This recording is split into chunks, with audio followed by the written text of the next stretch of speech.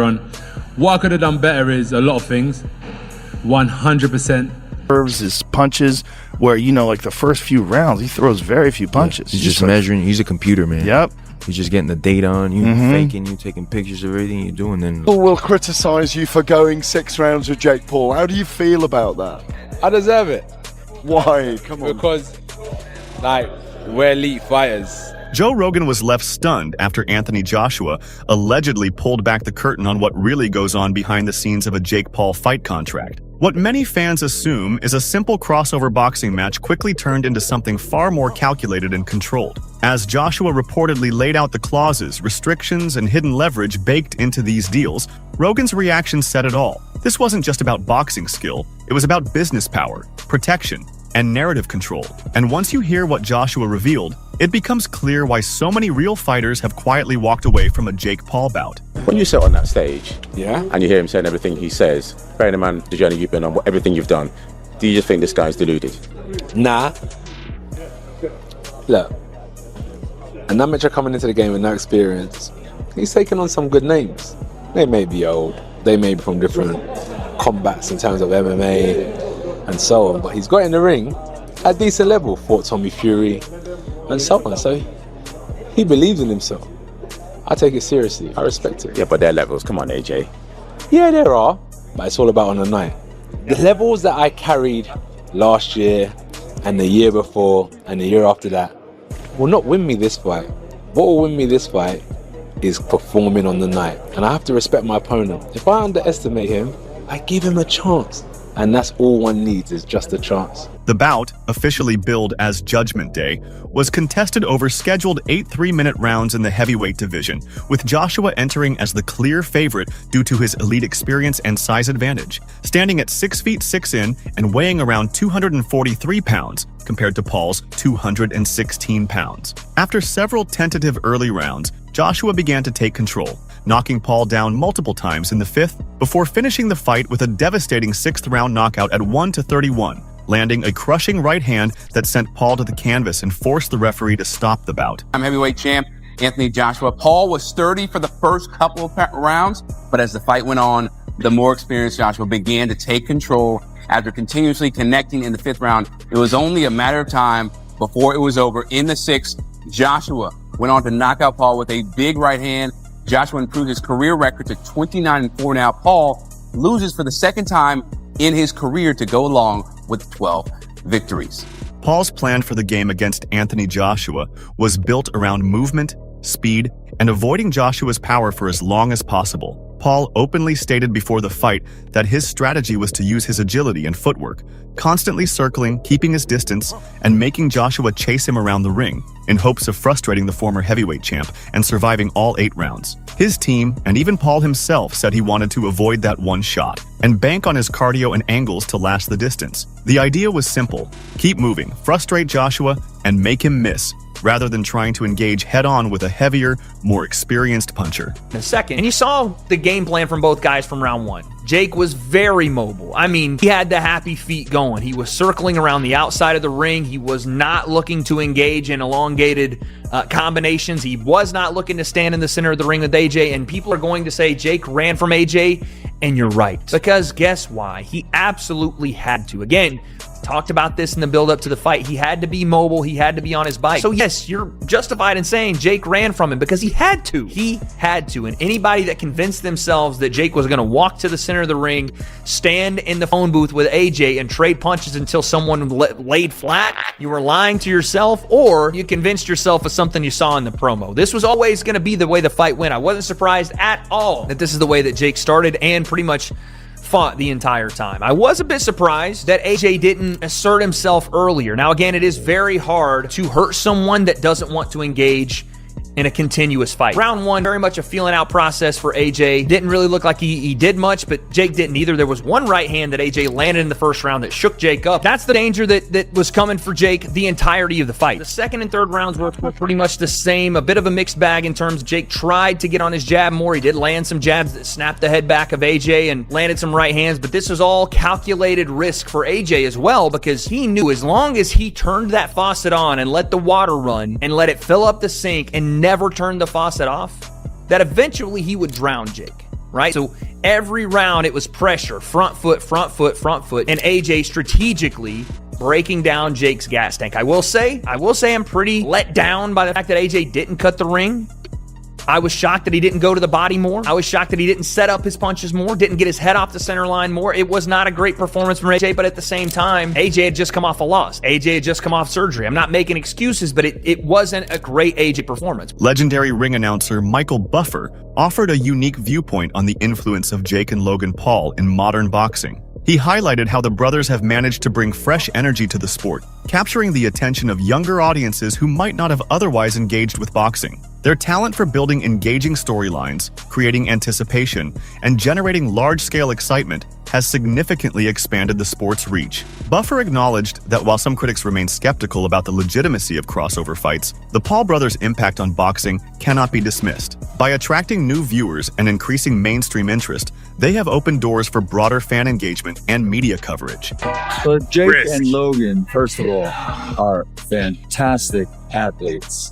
You know what Logan does with the WWE and what Jake does with boxing, he knocks people out and everything. And they both have massive fan bases. And for me, it's great to see people get young people that follow them that didn't have they don't remember Ali or Joe Frazier or whatever. It's not in their wheelhouse. So it's great to see them developing fight fans and a big fight atmosphere. So it's very exciting.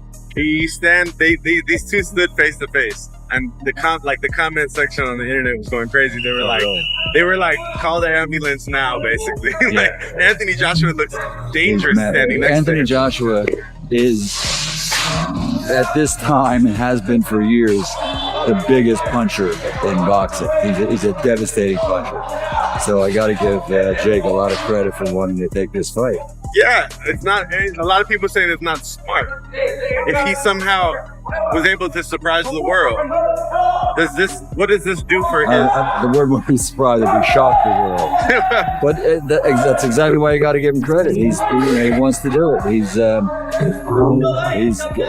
He trains hard, he works hard, and he has a lot of faith in himself. So we'll see what happens. Technically, though, what's the biggest concern for you what's the biggest tip you can give Jake, knowing that you've watched Anthony so many times dominate people? Work on your defense.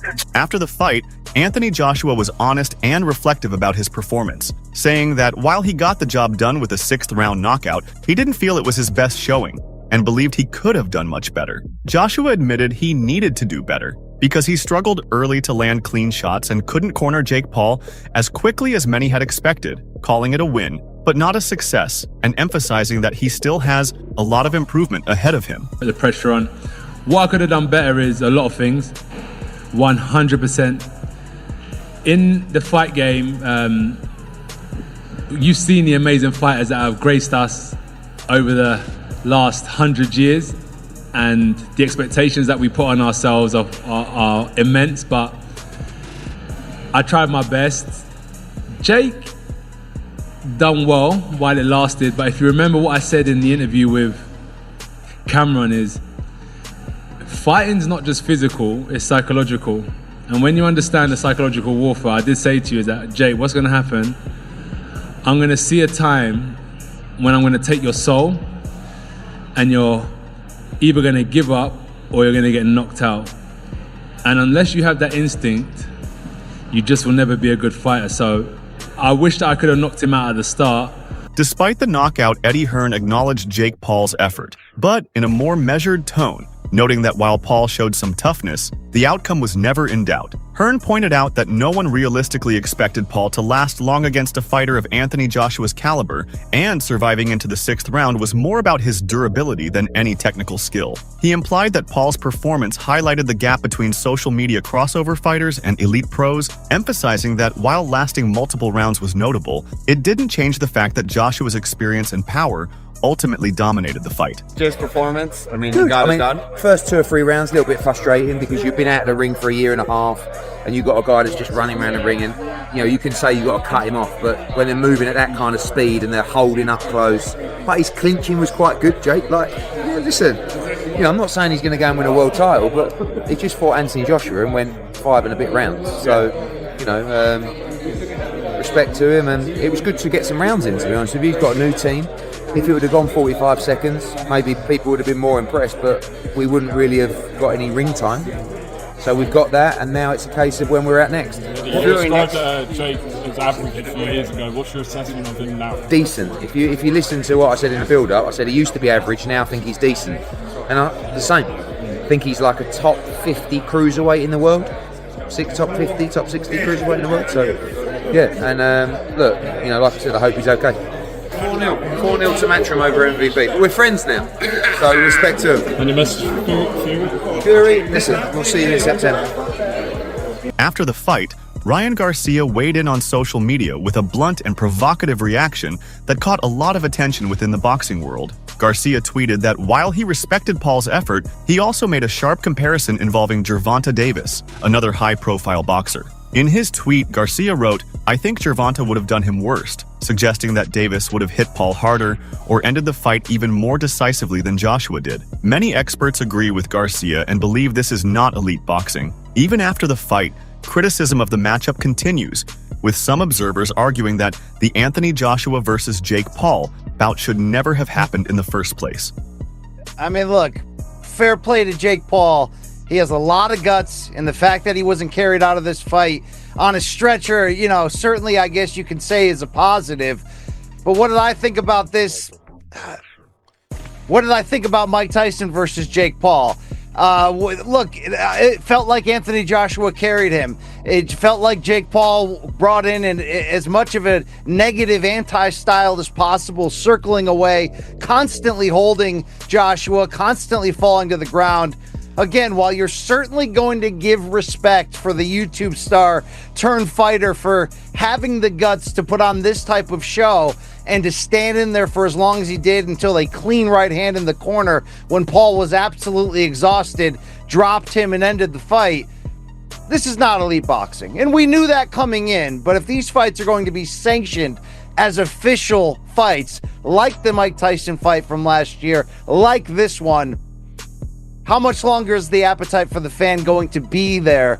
Before the fight happened, Deontay Wilder had fueled speculation about the integrity of the match, suggesting that contractual arrangements could determine the winner. According to Wilder, this fight may resemble past spectacle-like matchups, where entertainment and financial considerations sometimes overshadow pure competition. He implies that whoever is favored in the deal will walk away victorious, casting doubt on whether the outcome will be entirely earned through skill and strategy. This perspective has amplified debates within the boxing community, as fans consider whether Paul's meteoric rise is influenced by promotional agreements rather than purely athletic merit. Joshua, and they asked Deontay Wilder, who does he think will win the fight? And he said, whatever's in the contract for the person to win, that's who will win.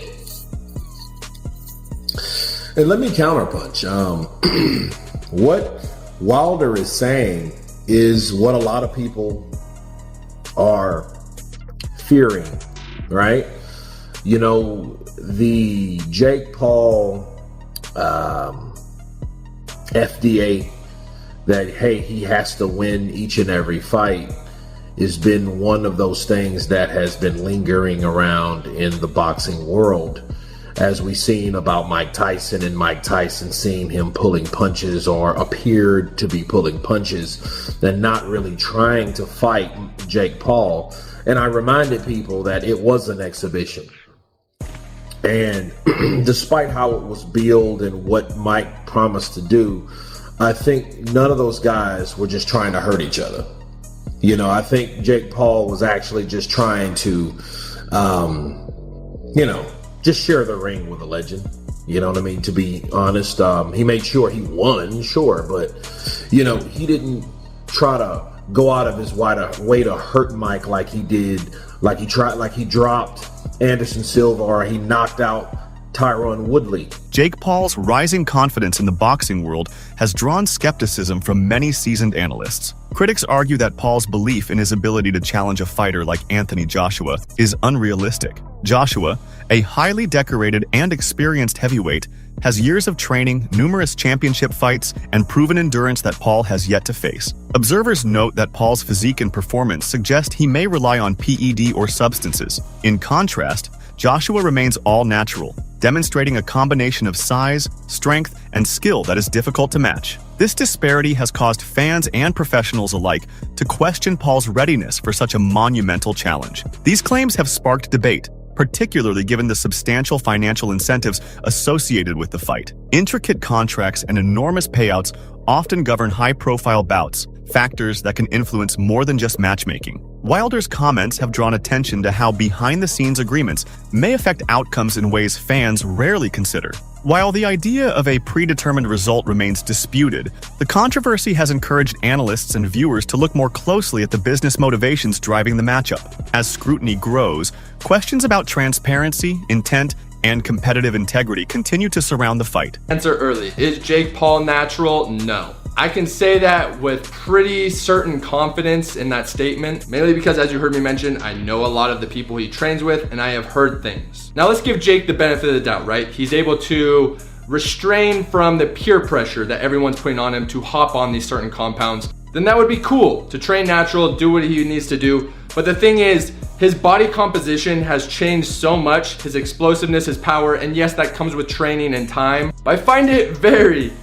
suspicious that for some reason, whenever a drug test gets brought up, for instance, when Fury wanted that in the contract, Jake Paul turns them down. So you should think to yourself, it's probably because he's not natural. Now I want to make it clear, I don't care whether Jake Paul is natural or not. There's so many people that aren't natural that are in combat sports. In fact, Tyron Woodley probably is also not natural. Everyone wants that little edge over their competition, and that's where drugs and anabolics come into play. There's certain compounds that are out there that just increase your explosiveness immensely, your recovery, so that you can stay in the same weight class, which is very important for combat sports, whether that's boxing, UFC, whatever type of combat sport you're doing. So that is why you guys have seen so much improvement from Jake Paul. Of course, he has a great circle around him, great trainers, great coaches, a great regimen, but definitely anabolics play a very fundamental role in that. They allow him to train as hard as he does. They allow him to increase his power and speed. And of course, when you think of those concepts, that's essentially the recipe to win in a combat sport. Joe Rogan has made his stance clear on the realism of Jake Paul's ambitions, and he isn't convinced the matchup favors Paul at all. Rogan argues that even at an older age, Anthony Joshua remains in elite physical condition, retaining speed, power, and confidence inside the ring. While Paul's boxing style has worked against limited or inexperienced opponents, Rogan believes it would be dangerously ineffective against a seasoned heavyweight. He points to Joshua's championship pedigree, ring IQ, and proven ability to absorb pressure as major advantages. Rogan also questions whether chasing this fight makes sense for Paul's long-term career, warning that underestimating a fighter of Joshua's caliber could backfire badly. Beyond physical attributes, Rogan emphasizes the psychological challenge, noting that Joshua's championship mindset gives him a decisive edge in high-stakes moments. For Paul, facing a truly elite opponent would represent an unforgiving trial by fire. Same guy he used to be.